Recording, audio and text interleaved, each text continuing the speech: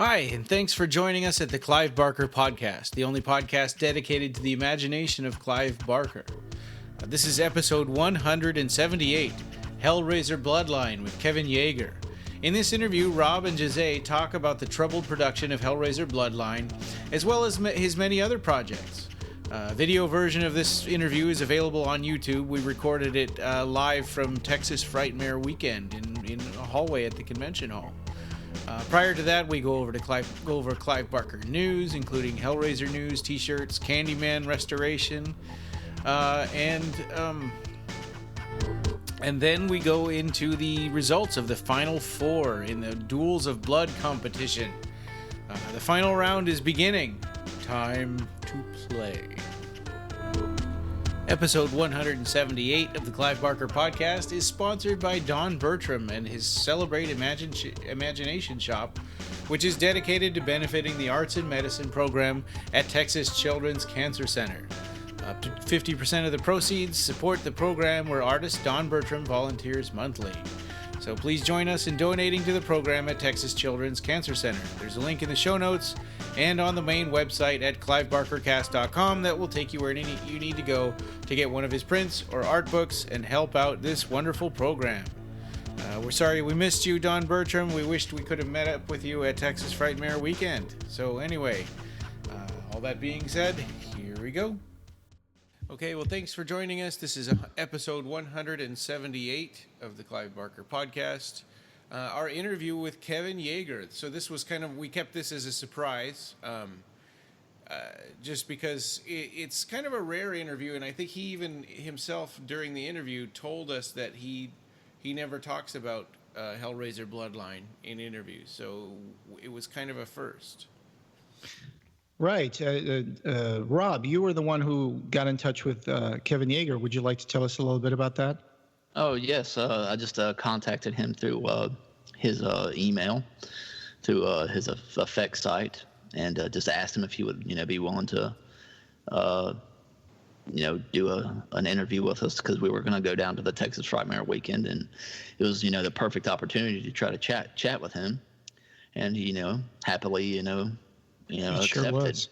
Yeah, and that was great. I thought that interview turned out pretty good. I wish we could have had him for a little bit longer, but he was nice. He was nice enough to, let us, answer our questions in, I guess the short amount of time, we had him for. Right. Because he had to get down to the floor. Yeah, to his booth. To his booth, but. And it seemed like he was happy to talk about other things besides Chucky, because he was there in support of Child's Play stuff, as the inventor of Chucky and special effects guy for the Child's Play movies. Mm-hmm. And of course, he started with Tales from the Crypt, where he also directed a few episodes. And I don't think I don't have his IMDb open in front of me, but I think that his attempt to direct a film was with Hellraiser Bloodline, and that didn't go very well.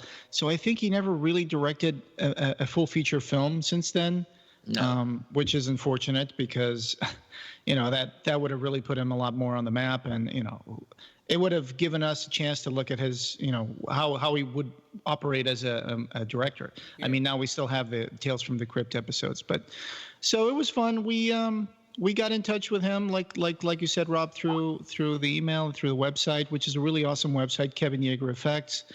And he actually is selling some stuff. He has a store, and if you're a big Bloodline fan, he's selling things like the merchant virtual reality gloves that he uses to open the box in Hellraiser Bloodline.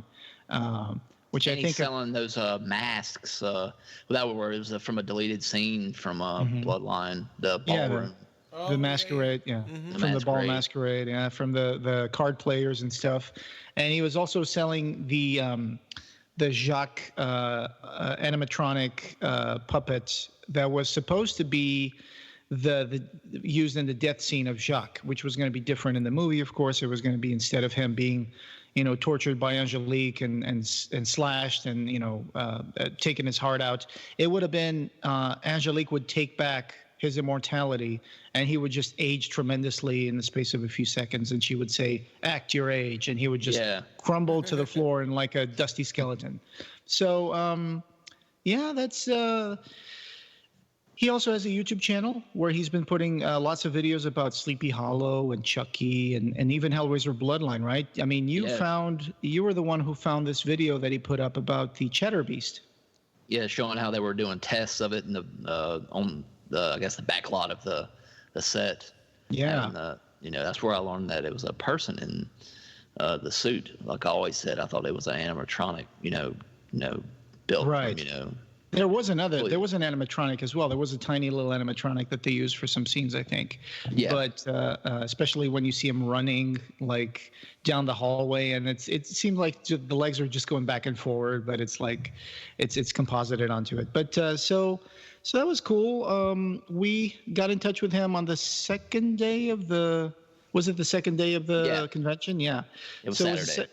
Saturday, and so you were messaging him, and we were thinking maybe we'll meet at the lobby of the hotel around 10:30 or something, and so we were there. We were just talking to other people, and we're just waiting for Kevin Yagher, right? And then he showed up with a duffel bag on his way to the booth.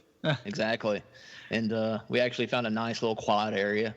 We all sat down in a nice round circle. That was cool. We sat on the floor in the hallway, but it was a quiet hallway, which was nobody was coming around, so that was cool. Yeah, and in retrospect, I mean, I wish we could have done it at a different place, but for the video, but because it was a little dark in that hallway. So, but it was interesting. He was like, "Hey, how about we do it here?" And he plopped himself down on the floor, and it's like, "Oh, okay, sure." So it was actually very informal, very, very, very open. He was a very nice guy to talk to, and we asked him a few questions about that. And I think I focused more on Hellraiser Bloodline, and of course, Rob, you focused more on his other endeavors. The rest of his career. Yeah, which I think it worked out to be a really nice, balanced interview. I didn't talk much. I think I just held the microphone, and we had David there shooting with the camera. Yeah. Right. And so the audio version I think is pretty cool. I mean, Ryan, you're going to put the audio version in this episode, right? Yes. Yeah, and then we'll have a video. We'll have a video of the interview also in the YouTube on channel. YouTube. Yeah, so we'll try to push up the brightness and see if we can clean the grain a little bit, and maybe try to put that up on the YouTube channel. And so we found out some interesting things, especially about the production troubles of Bloodline, especially when because it's well known that the director of photography, the original director of photography that worked with Kevin Yeager for 3 weeks before they started photography, actually was not the one they went forward with, and then Jerry Lively came in, and that was because of studio interference. That was because of Bob Weinstein, and after, but just 3 or 4 days, I think, and you can hear that in the interview. But just 3 or 4 days before they started shooting the movie, Bob was like, "Hey, I would really like you to use my director of photography for this." And Kevin was like, "Oh my God, but I've worked with this guy for like 3 to 4 weeks, and we've been like, thinking about how to block the shots and how to do this and how to do that and how to make. So now we don't have enough time to prepare." It's like, so in his words, that was the beginning of the end for him.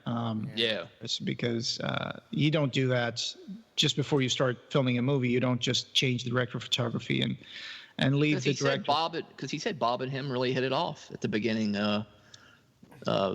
Not go too deep into the interview, but he said him and Bob had a really good relationship. Yeah.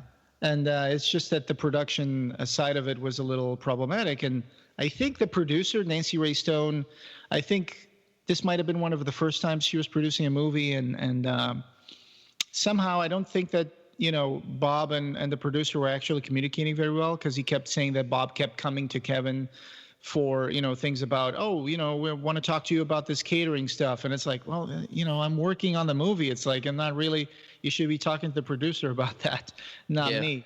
So it seems like it was just production problems that really affected the movie. So Kevin Yeager's interview was a really fun thing, so enjoy. And then but before we get to that, we've got Clive Barker news. The first one, there's a new line of Hellraiser clothes, and this news came out quite a while ago, back in April, but because of Texas Frightmare Weekend, we haven't had a chance to talk about news on the podcast for a while. Oh yeah. Mm-hmm. The high Cenobite. Is it? Do you say Cenobite? Yeah, high Cenobite. Yeah. Yeah, you're right. So you're talking about the Supreme line? Yeah. Yeah. Okay. Yeah. Cool. So here's the thing. I mean, High Cenobite has a website where they apparently. Okay. So I'm not super knowledgeable about Supreme. I know it's a brand that's very famous with, rappers and stuff. So a lot of people want to buy them when they come out. And High Cenobite measures the number of seconds that each piece sells out in. And so it's funny. Oh, I see. Yeah. And so these things usually sell out really quickly. And there's an article that I'm going to add here to the show notes. That was the Hellraiser Supreme collaboration took ages to sell out in the EU. And here's the funny part of it. When they say it took ages to sell out, it's like it means the Supreme Hellraiser BDU shirt sold out in 76 seconds. Ooh, that was so much. Oh, no. That was so long. Wow, that's like a lifetime. Like the Supreme Hellraiser BDU shirt, red camo extra large, sold out in 148 seconds. Oh, my God. And that's just ridiculous. Yeah. Because some other pieces sold out in 28 seconds, others in 100 seconds. I mean, it's just crazy that they say it took ages to sell out. I mean, what do you guys? Do people really care about that stuff? I mean, all I cared about is whether you can still buy these or not. Oh yeah. Oh yeah. I mean, the article I'm looking at opens up saying this is the first line of the paragraph. For Supreme standards, the New York label's collaboration with British horror film Hellraiser did not sell out quickly at all. According to Supreme Community sellout times, the item to sell out quickest from the collection was the medium-sized BDU shirt in red camo at 76 seconds. I mean, come on, guys. What the hell are you talking about? Yeah. Lame. Yeah. Lame. It says, although Hellraiser enjoys a cult following and set the tone for horror films of the future, thanks to the film's unique blend of gore and eroticism, the collaborative drop was obviously not as popular with Supreme's legion of loyal customers. So I don't know. I guess I'm missing something here, but it's like, to me, that's not ages. Obviously, I guess we're not fashion, bloggers, so. Right. So apparently, but I think it was pretty successful. I mean, as far as I'm concerned, I'm not, these things were kind of expensive, so it wasn't for me, but I guess this is more. There's like a Hellraiser 3 Pinhead, like boxer shorts where you have like big old Pinhead right on your leg. Yeah, I know. It's right on your leg. That's Right. I do like the shirts. I think the shirts are pretty cool. It's just like an image flag, I guess. Kind of like the Hellraiser 3 poster. But I think those T-shirts, to me, they look like something a fan would make. You just take the Hellraiser 3 image and stick it on a blank T-shirt in a square right in the middle. I don't know. I mean, I hope that this helped Clive Barker, but I don't think that it's really for like the hardcore fans. There was a knitted shirt, right, that had like the Pinhead's face, like in large format in the front, and then in the back it said "Hell on Earth" across your shoulder blades, and that was knitted, I think. But I mean, I don't know what to say. I think they abused the Pinhead vector thing a little too much. The face, seems especially to be on the pajama, especially on the pajama bottoms. They just kept repeating that, face on the legs and all over, They so just I agree with you on that. Yeah. So, I mean, the release date for this was April 26th, and like I mentioned, they sold out in less than 2 minutes. Yeah. So I would say it was pretty successful. Yeah, good for. I hope that it helped Clive Barker. Oh yeah, definitely. I don't know, maybe not for us or our audience that much, but oh well. Do we remember the prices of some of these things? I think the prices were really, really high, right? I don't remember. Yeah, I don't remember either. Oh, let's see. Okay, for and they also had release dates with times. Yeah, like in the page it said available in store New York, Brooklyn, LA, London, Paris at 11 a.m. local time, and online at 11 a.m. GMT and EST today, April 26. And then Japan saw an April 28 release. Wow. I mean, these were pretty expensive, I think. Let me see if I can find the prices for those. But yeah, I think they already took them out of the store. Okay, well, it doesn't matter. But so yeah, I mean, let us know if you bought one of these pieces. I mean, I'm not judging you for buying it. I mean, it's just a collectible like any other collectible, I guess, because some people will pay lots of money for like Hellraiser collectibles, obviously. So yeah, let us know if you bought one, and how did you manage to buy one when they sold out in less than 2 minutes? Yeah, right. Yeah. So, and then I don't know a good segue for this one, but Rawhead Rex, the 4K transfer ended up on Amazon Prime, and at the time of our article, which was April 28th, it was only in the UK. But now, by the time we're talking about this here in May, it's also on Amazon Prime in the US. So anybody, you didn't have to buy the Kino Lorber edition to see this version of Rawhead Rex. Now you can just watch it on if you have a subscription to Amazon Prime. That's awesome. I do have Prime, so I'll have to. I didn't know that they had, done the U.S. Yeah, Amazon Prime. I just double checked it and I found it on there too. So pretty cool. I like that art. I like the artwork that Arrow did for that release of Rawhead Rex, like the cover where you see Rawhead Rex standing on a pile of skulls, holding like a decapitated head. Yeah. It's really good cover art. A lot better than the old VHS one that they used.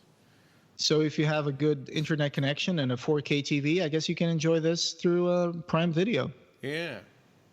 And speaking of Clive Barker shirts, there was a Clive Barker designed Folsom Street T-shirt that he did. That it was funny. Phil and Sarah were sharing it around, and they had a little like sensor thing that said like "Too hot for Facebook" on the T-shirt. Right. So, wow. I mean, Folsom Street Fair is well known for being, the leather fair, with the celebration of leather and gay community and queer community. So, in San Francisco. So, yeah, every year they have their street fair there, and I guess the normies come to gawk at the people. And this year they're going to have, I think, not just an exhibit, right? They're going to have an exhibit of Clive Barker art there. Right, yeah. Yes, at Folsom Street Fair. And then now Clive Barker made this T-shirt. So, of course, it's a giant penis. It goes right in front of the T-shirt, like from your chest down to your belly button. And it's kind of wrapped in wire or something. So it's got that sadomasochist thing going on. And it's a little scratchy in terms of the drawing. But, hey, it's... I'm sure the people who are going to be at the Folsom Street Fair will love this T-shirt. Yeah. Interesting. I mean, it's kind of reminds me a little of that of the Texas Frightmare weekend, because he appeared there and he made a T-shirt for them too. Right. Yeah. And Rob, in your first version of the article, I think you mentioned that it seemed like the penis was metamorphosizing with some sort of like branches and leaves coming out of it, which is also another perfectly valid interpretation of it. But I think from what I recall seeing from other photos that Clive Barker has done with erotic models and stuff, erotic photography, that I think this is really supposed to be some sort of wire wrapped around it. But your interpretation is also pretty interesting, because it does seem like there are some leaves coming out of it. Yeah, that's what the side of it looks like. It's like leaves are coming out, and it's a pierced penis as well. I think I see a Prince Albert piercing on it. Yeah, exactly. There you go. So there's sizes range from small to XXX large, and the price is $25 for this T-shirt.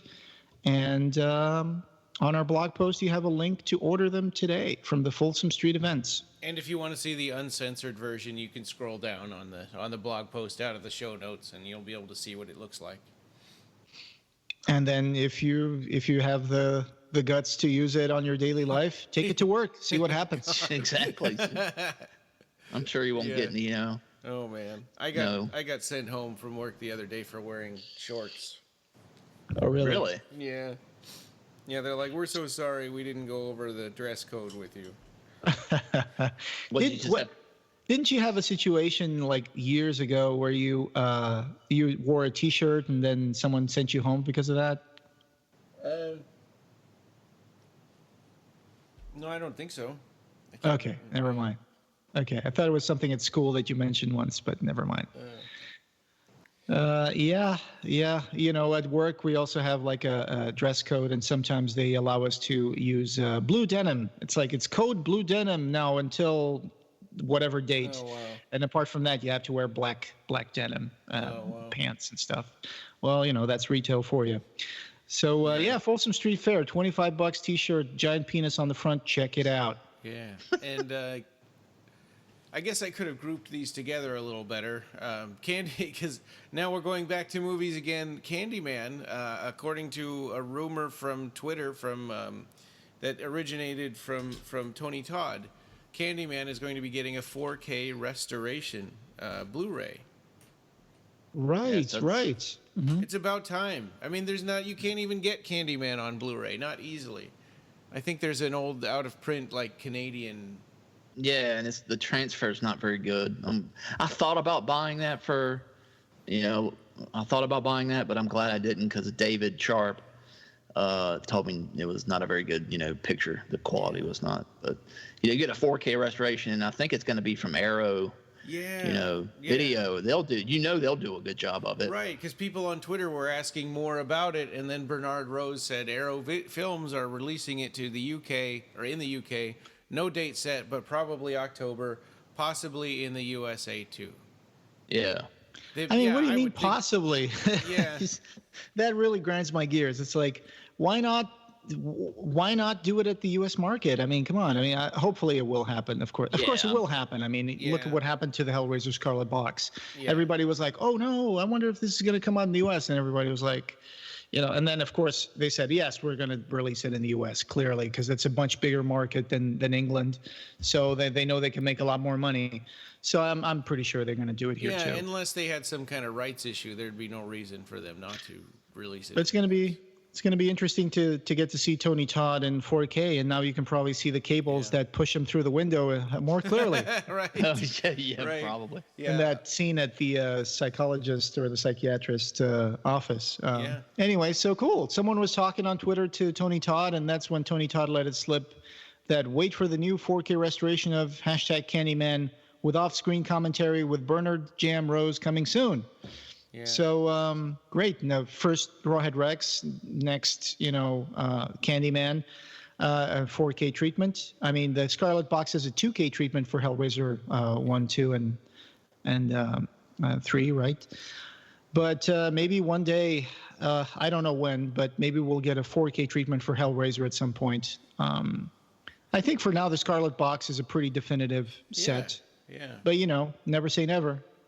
Right. I mean, you're still watching them at 1080p anyway. Yeah. What about Lord of Illusions? Was that like 2K restoration, or do you remember? Oh, I can't remember. I don't believe it was. No. I was just happy that it was in high definition. Yeah. I'm actually just trying to see if I can. I'll get back to this if I find out anything about. Yeah.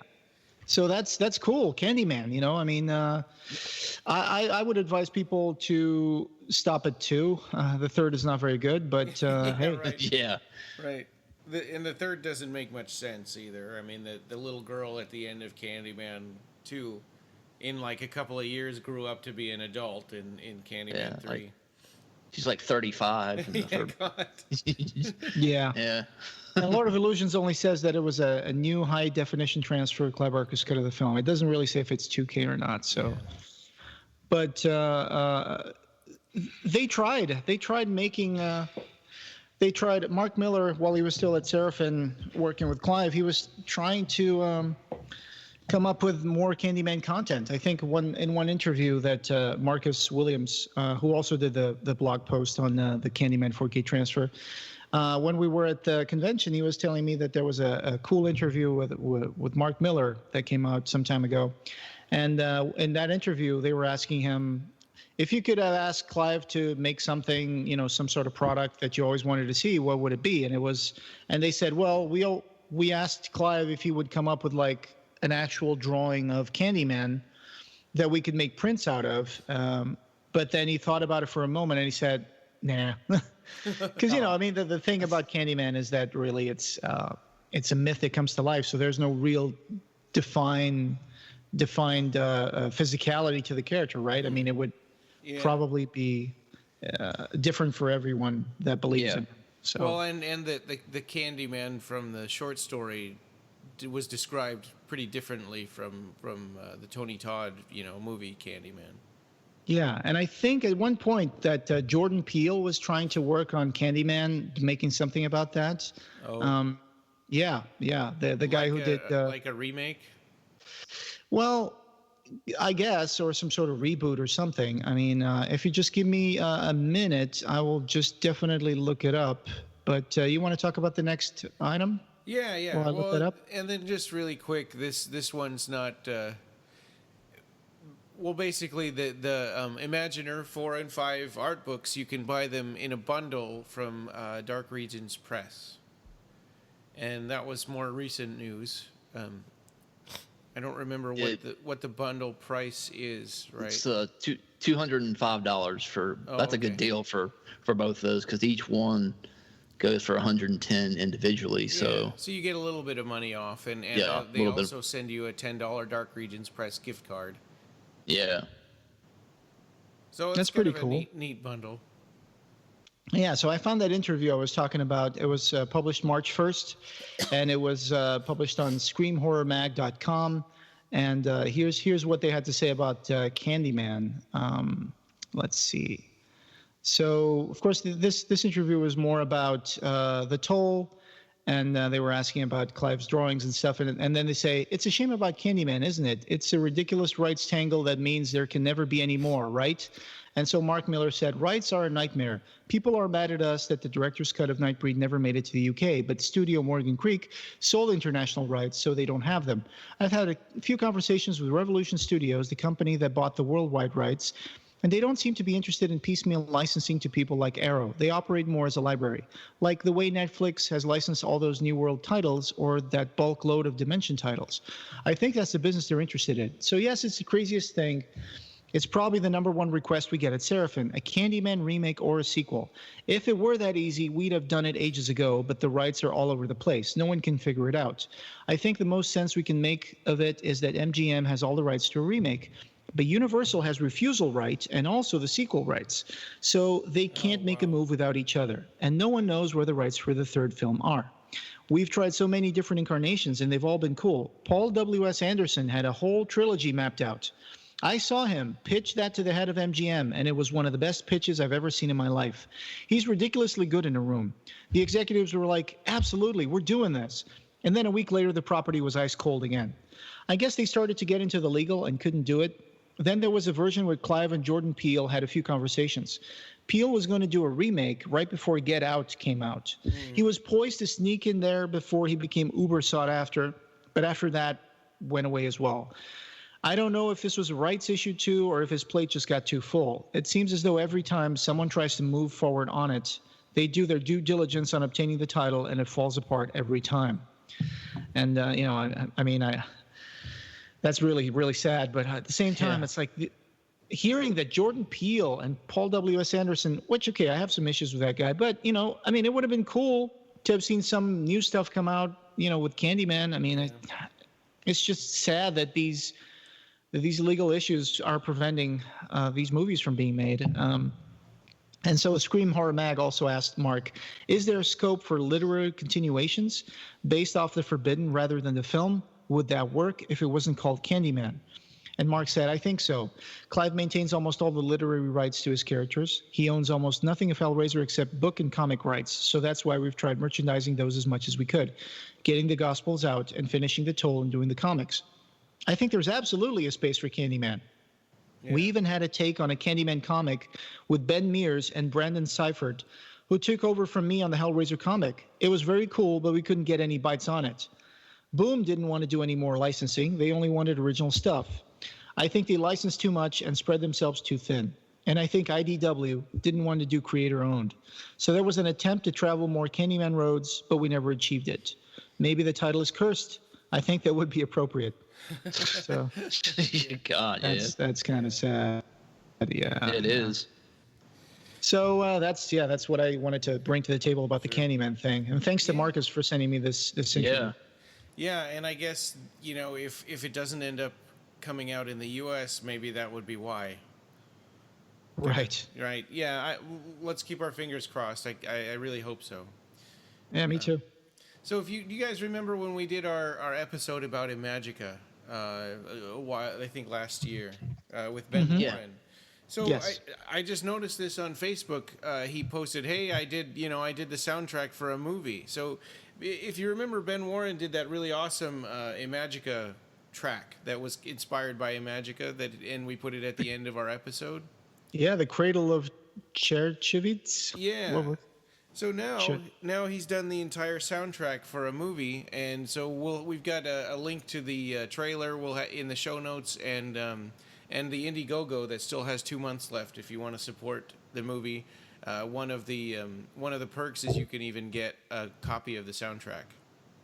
And the trailer on Indiegogo for the movie. The movie is called The Death of Four Seasons. So check it out.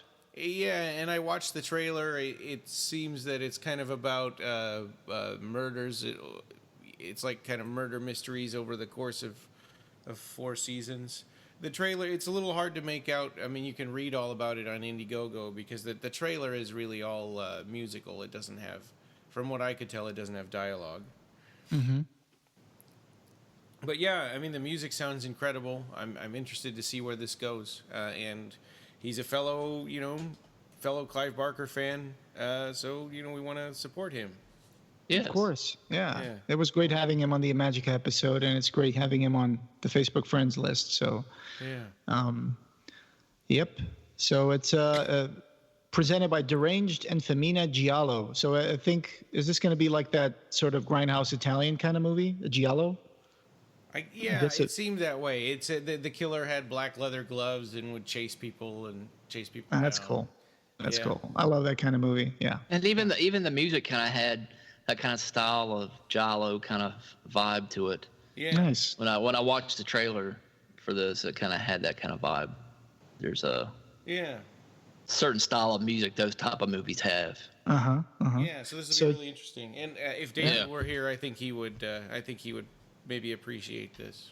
Yeah. So The Death of Four Seasons, crowdfunding on Indiegogo with 2 months left. Go check it out and tell them the Clive Barker Podcast sent you. Yeah.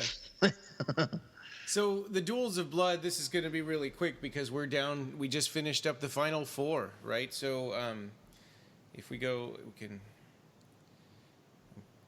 on round 5 ended Thursday night. And this one, Butterball versus Pinhead from Judgment, had the most votes we've ever had on anything in Duels of Blood. Oh my God! Because it was almost 10,000, wasn't it? Yes. Yeah, it was.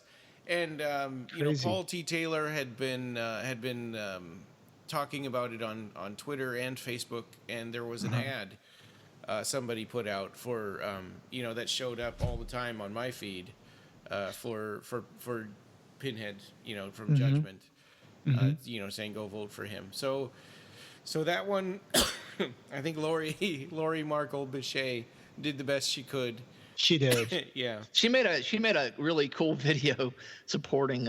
It was like a Sir Mix-a-Lot or Baby Got Back. Yeah. But she did her own take on it. I think Sir Mix-a-Lot would have been proud. I think so too. Yeah. I think we should post that in the show notes. I thought it was pretty creative. Yeah. Right. We shared it on Facebook on our podcast page, and you did her best. You did your best, Lori. Yeah. You tried as much as you could to make your little buttery dumpling win, but unfortunately, Butterball got 3,609 votes against Pinhead from Judgment that got 5,566 votes. Yeah. And Pinhead, Paul T. Taylor's Pinhead, moved to the final. Yeah. Yeah, and in the next one, this, I thought this was really interesting, and I don't know where this comes from. I think it's great. But female Cenobite from Hellraiser 2, Barbie Wilde's version, versus Pinhead, the classic Pinhead. If you were just coming at this you would, as a Hellraiser fan, you'd probably think that Pinhead would win. Because he's the most popular character. He's become like the lead of the entire series. Right. Yeah. But no, he got his butt kicked. He really did. He got 22% of the votes, and Barbie Wilde's female Cenobite got 78% of the votes.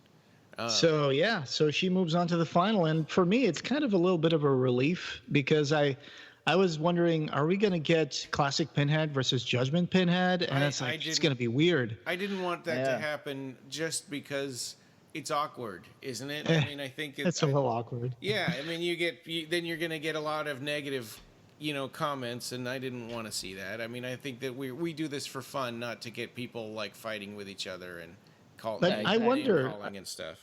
Yeah, I wonder if people got tired of, I guess people just wanted to vote for something different this time, and so they decided to go with Barbie Wilde, who, deserves every vote that she got here because, her female Cenobite is one of the coolest Cenobites in Hellbound. And possibly the entire series of Hellraiser. Sorry, Lori. I mean, for me, the favorite one is really the Chatter and Pinhead. But of course, female Cenobite, she is the one that stands up to Pinhead in Hellbound. She is the one who questions him, and she's just so threatening and so beautiful at the same time, right? It was kind of funny in the Cenobite interview with the one that Texas Frightmare Weekend put out. She had mentioned that she just kind of repeats everything that Pinhead says, which was kind of funny. Like, time to play. No. Yeah. Yeah. No. Right. Yeah. But I mean, in the comic books, she actually was a very interesting character in lots of stories. And of course, Barbie Wilde grew her character in her own books as Sister Celise.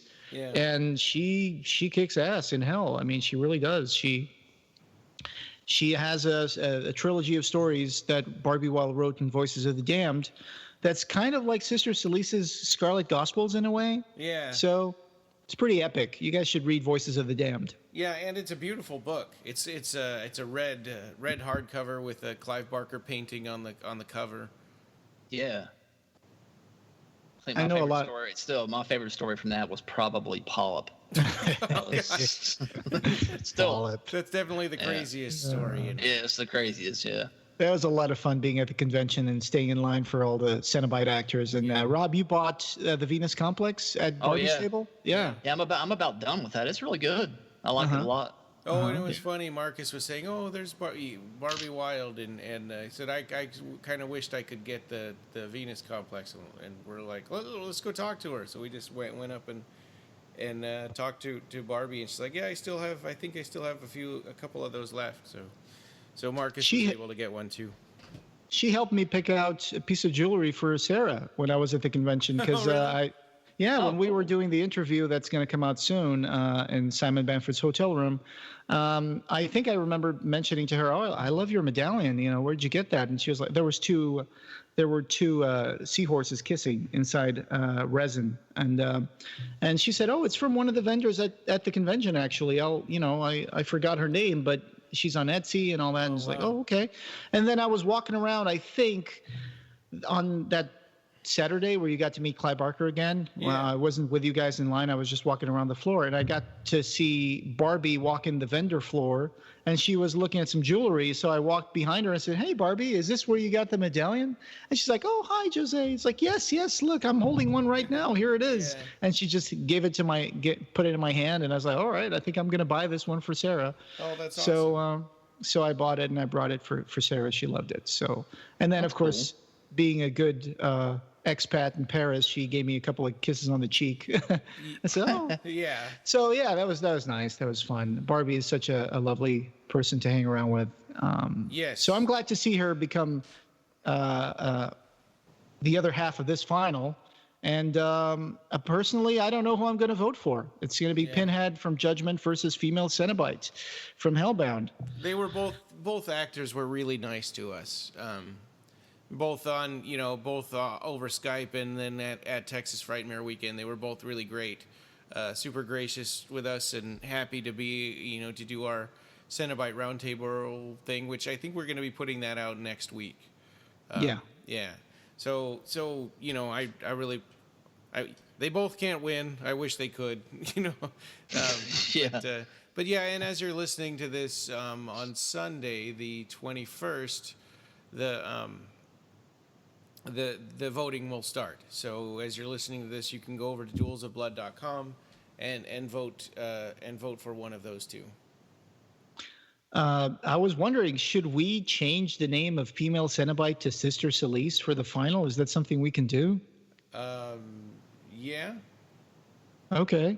It's just a suggestion. Yeah, well, it would be interesting. I already made the poll, so it'll say female Cenobite in the poll, but it'll say female Cenobite in parentheses HR2, but I can change the text under her picture. That's just an idea. I mean, Sister Celeste is like, now that she has a backstory from Barbie Wild, maybe that would help Barbie promote her stories by sharing the Duels of Blood and be like, hey, make Sister Celeste win. So we'll see. Great idea. I'll do that. Okay. So with all of that being said, now here we are with our interview with Kevin Yagher. So, and you can watch the video version of that off of our YouTube channel, and there will be a link to that in the show notes. Yeah, thank you very much for the time that you gave our podcast, Kevin. It was really a pleasure to talk to you. Thank you very much.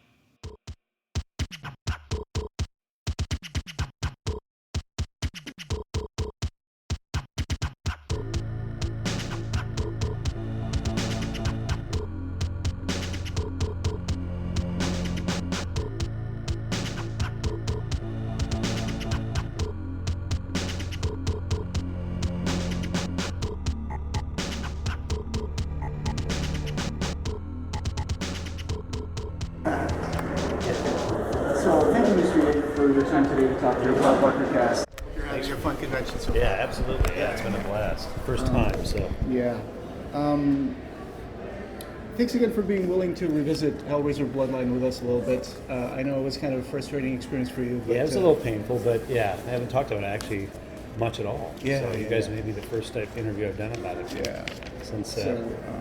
Can you recall what sort of structure you originally envisioned for the Bloodline story? Because it ended up quite convoluted in three segments. I took my lead from my agent got me the script, and I remember not wanting to do it, to be honest with you. I thought, what can I do with a Hellraiser 4? I mean, when it hasn't been done.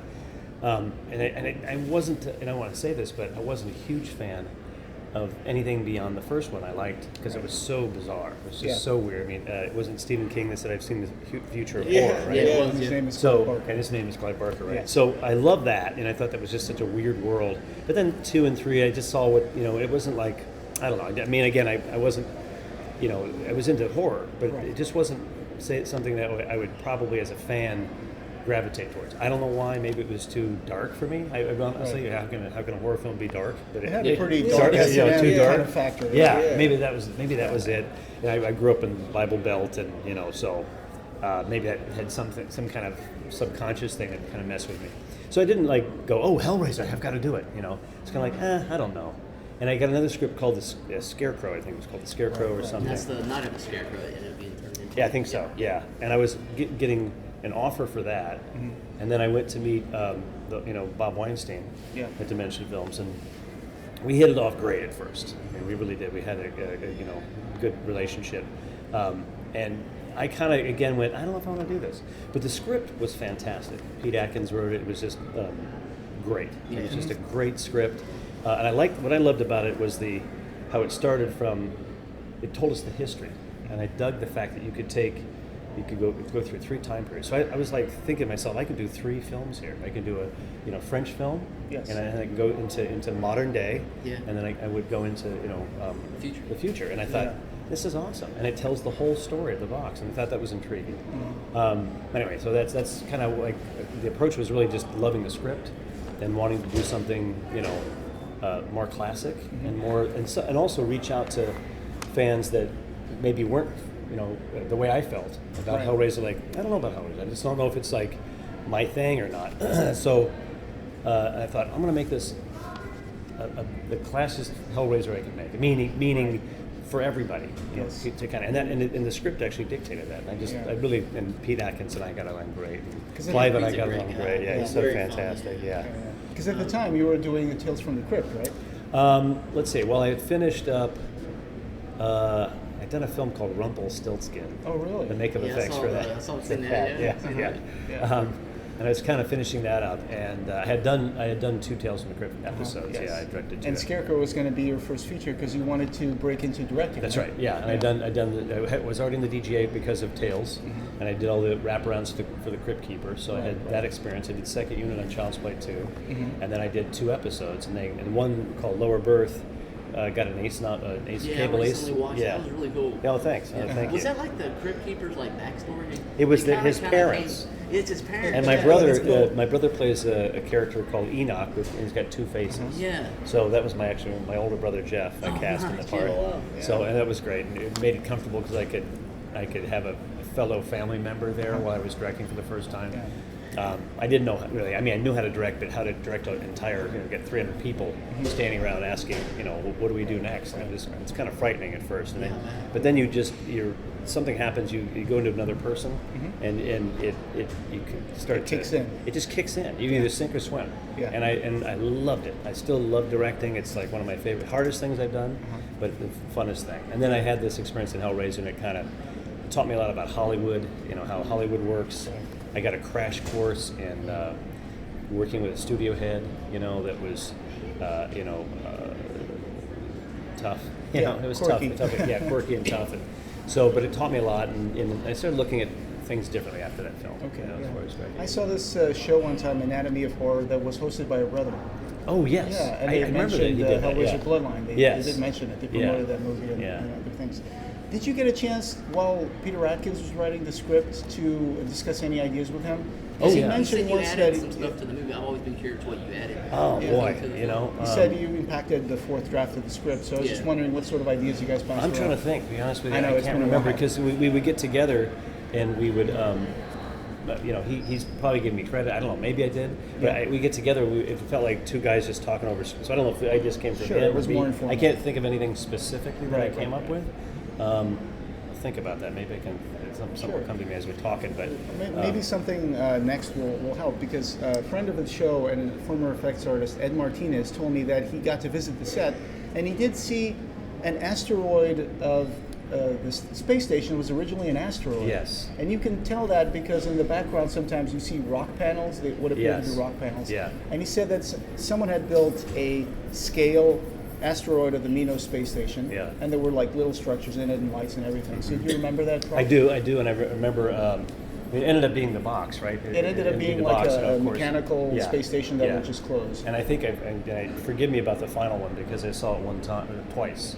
So they showed me a cut, and at this point I was pulling away from the whole project. Right. Maybe a third to half of the movie was mine up there on screen. So, and I just because you were going to start working in Sleepy Hollow, right? Yeah.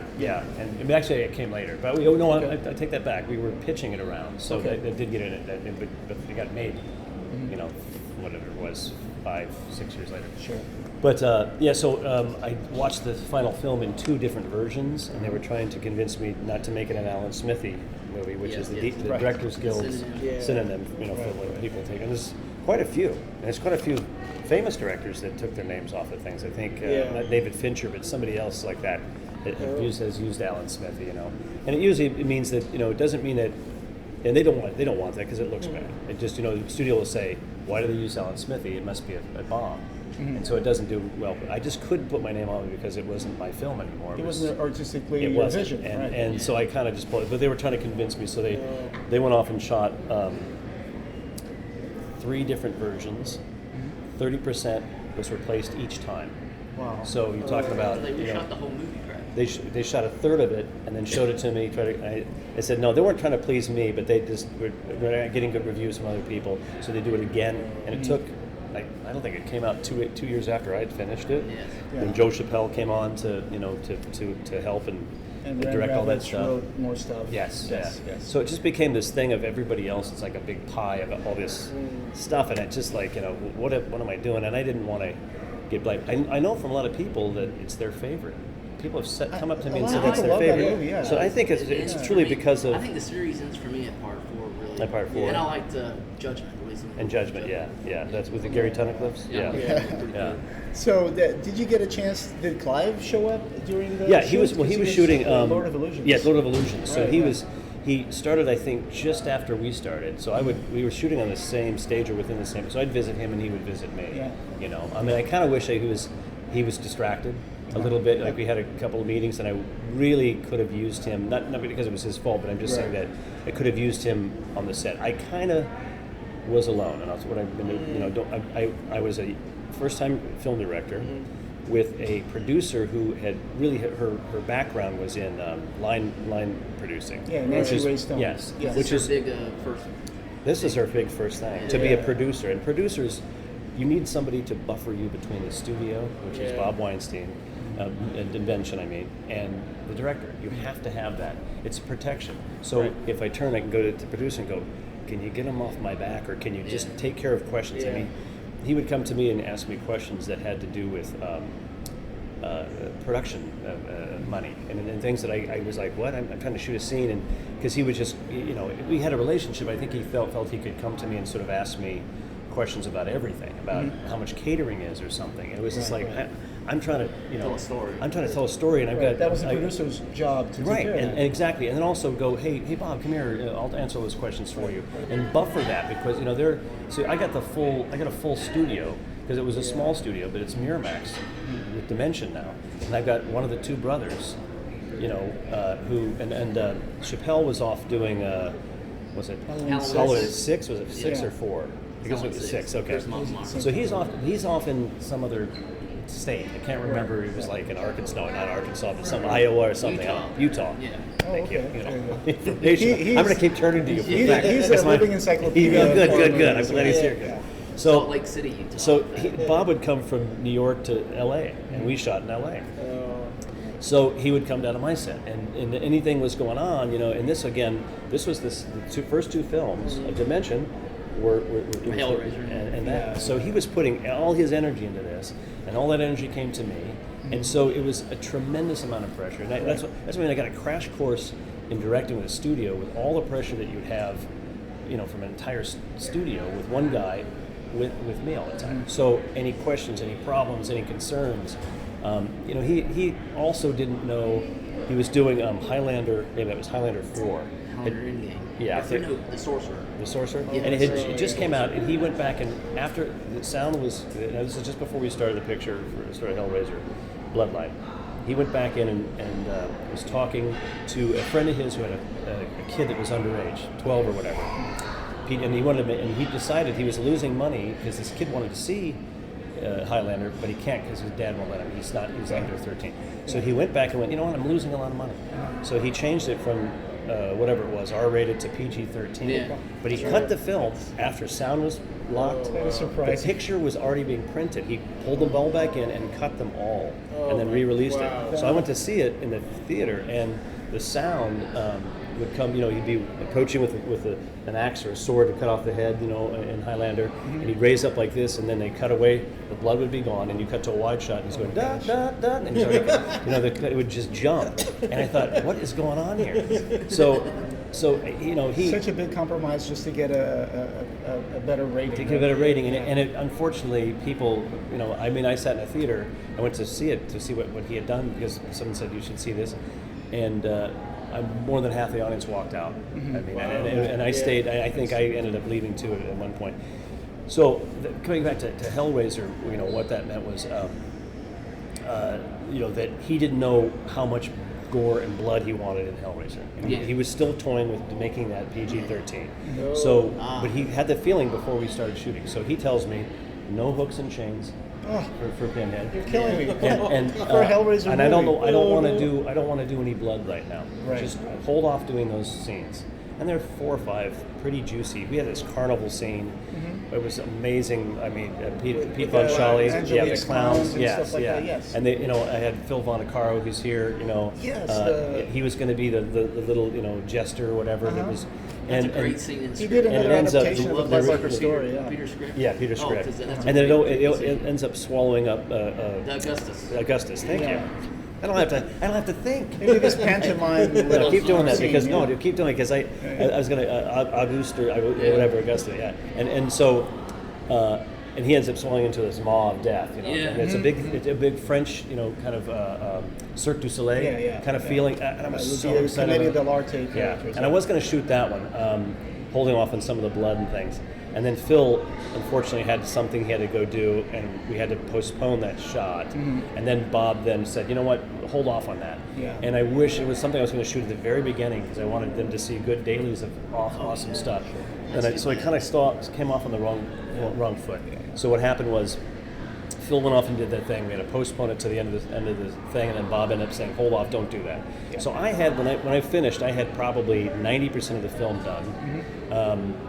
Holding off on all these things. I convinced him to do the hooks and the chains because I said, if you take this way, it's taking Freddy's glove away from him. It's saying kill without your things. I mean, Pinhead's doing he turns his head and sends these things out. It ended up becoming pretty bloody in the end. Especially Jacques' death with the claws and all that. When they're instead of just there's scenes where they're making love and they're whatever Angelique and Jacques and covered in blood, right? They're all doing blood having a love sex. Again, I saw this once, I think, a sex scene where they're in blood. That was all. I wasn't really allowed to do that. Right. So you just see it in the background in a couple of scenes. Yeah. So I mean, when we had this, I don't know even if the final one with as you come into the parlor, there's the 17th century France. What is that? Playing the music with the dead pig. Is that still in the film? Was that? Yes, you're talking about the Duke de Lille. Yeah. Is that all still in there? Sort of. Duke de Lille's. So yeah.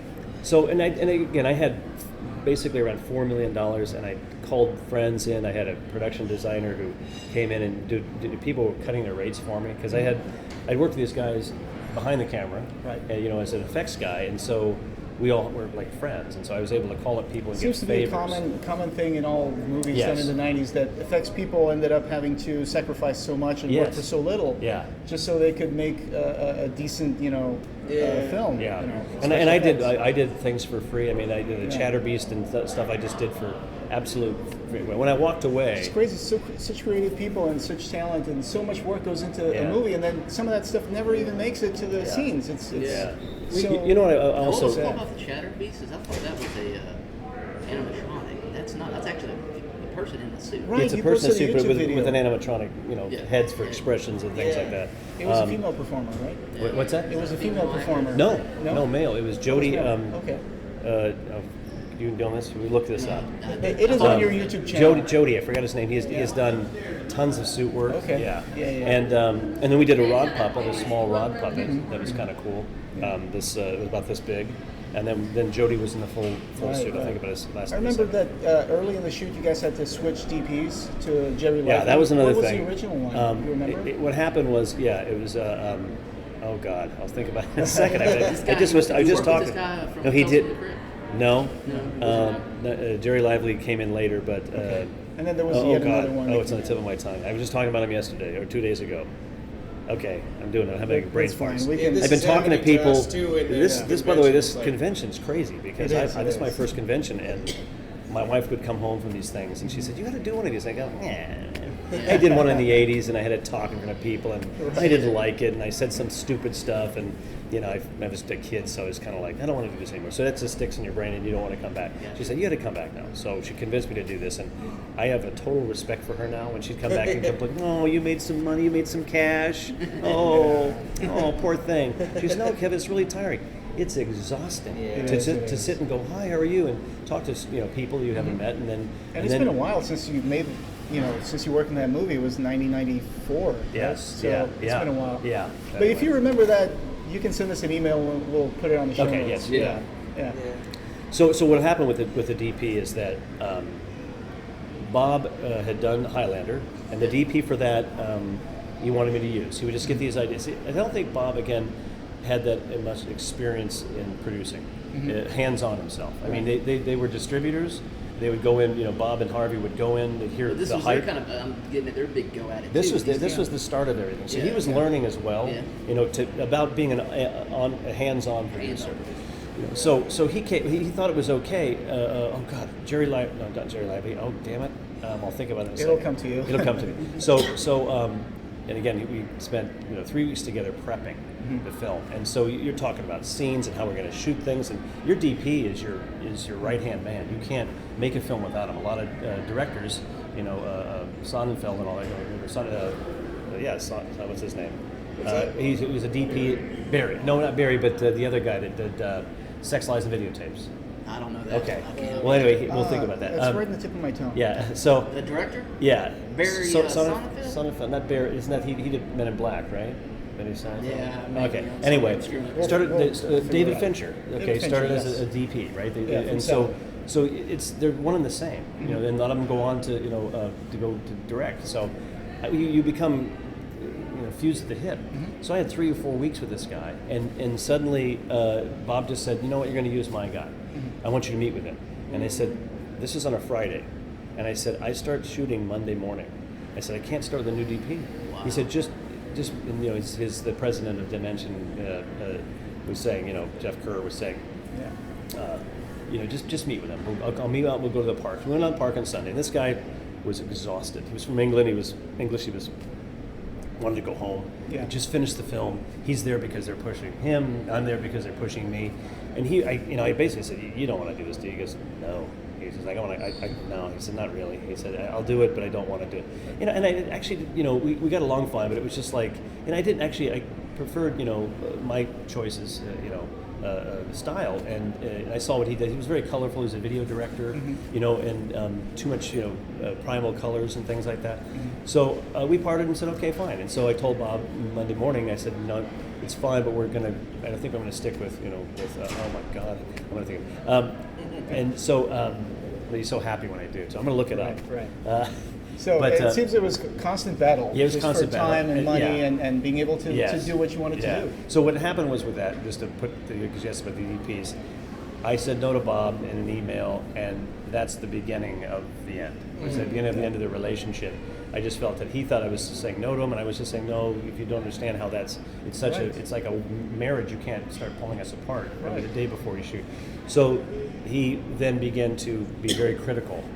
Of the work that was coming in. It was too dark, and the next thing you know, I had to get rid of him because I just was not being. Yeah, and that's when it wasn't. And then so Jerry Lively came in, and Jerry was fantastic. Yeah. And he may have been actually better. Yeah, so he had experience in the Hellraiser genre and stuff like that, and I think I'd worked with Clive before. Yeah. So anyway. I had a question about some of your other movies.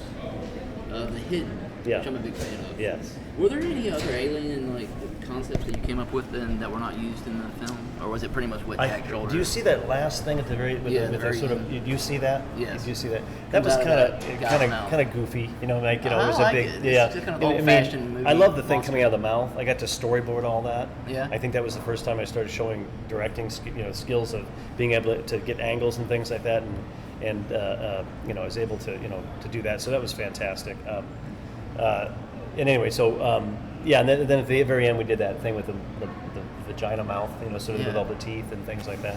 So I don't know if there's any other concepts. I can't remember. No, but the original thing, the alien that came out of the mouth, was designed after an amoeba, sort of a microscopic thing with all these tentacles. I actually kind of took that design from that.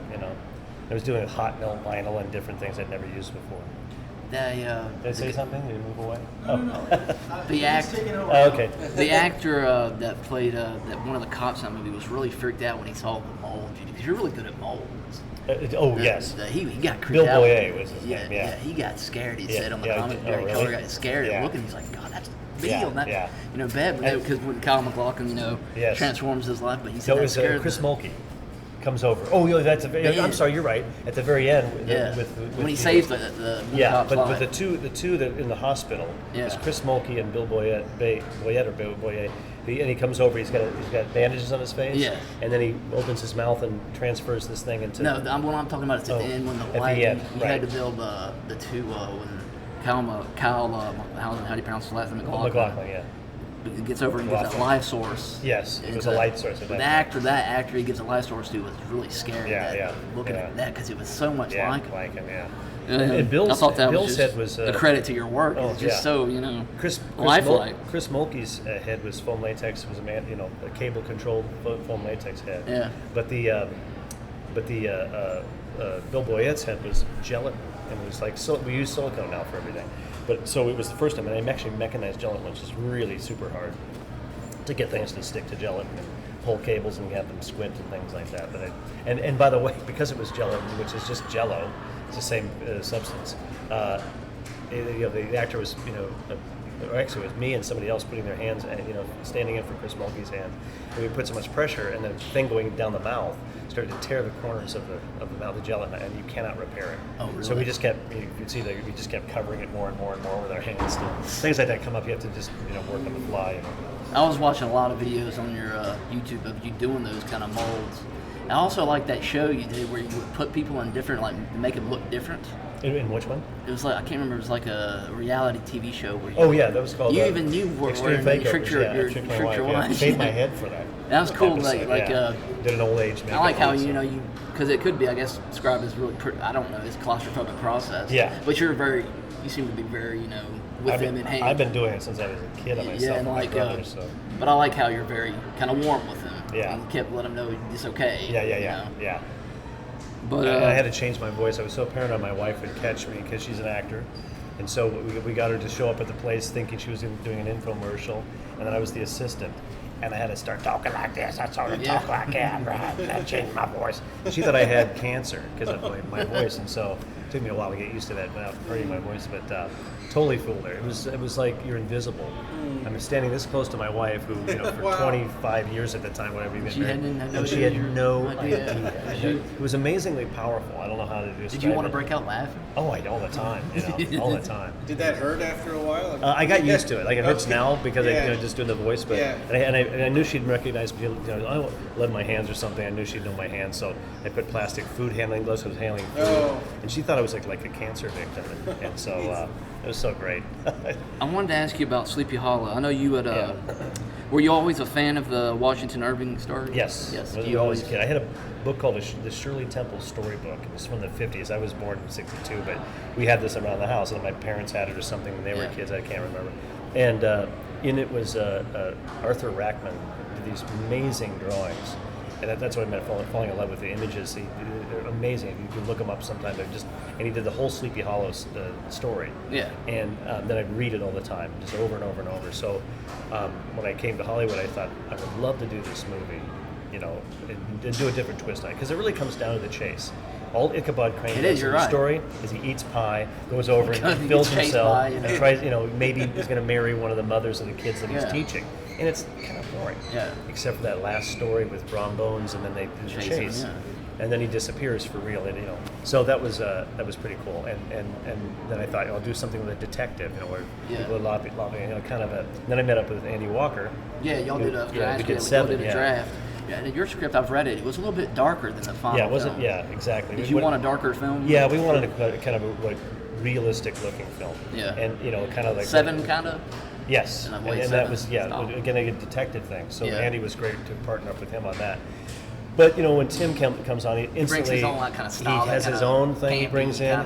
Johnny comes in, Johnny Depp comes in, and they're just like 2 little kids working on the set together. 2 peas in a pod. Oh my God, they're improvising, they're giggling all the time. And I went to the dailies and I thought, what is going on? That was a serious film. But in the end, I think the best scene though, this was in the script. I think the scene where they go from the Tree of the Dead to where they kill that family. I thought that was a terrifying sequence. That was very terrifying. That was in y'all's script. That was in the Killians. Yeah, Killians. Yeah, I couldn't. He kills the little boy. Yeah. That's I'm surprised that Yeah, you did that. Tree of the Dead was a complete brainchild of mine. That was one idea that was, and I said it has to stand. And also Scott Rudin at one point, the producer said, maybe it should be The Legend of Sleepy Hollow, the whole title. And I said, no, it's got to just be Sleepy Hollow. It's got to be. Okay. I said, that's one thing, Scott, I'm going to argue with you on, to the end. I said, because it's different than The Legend of Sleepy Hollow. And I don't want people to think it is Washington Irving, so I don't want it to have just a different sounding than Sleepy Hollow. people they know what it is when they hear the title. It's going to be the Headless Horseman. But anyway. Well, the only last question I have for you is just I'm a big fan of the Phantom of the Opera that Dwight H. Whittle did, and that makeup y'all did. Okay, yes. Did you and him work specifically on a design, or was that something they said, Kevin, go have No, at it? Robert was, he came to me and said, listen, Robert wanted a jaw, like more of a jaw. He had very specific ideas, like he wanted me to give him a masculine jaw. He wanted to be really handsome as you can be with, pieces of stitched together skin on your face.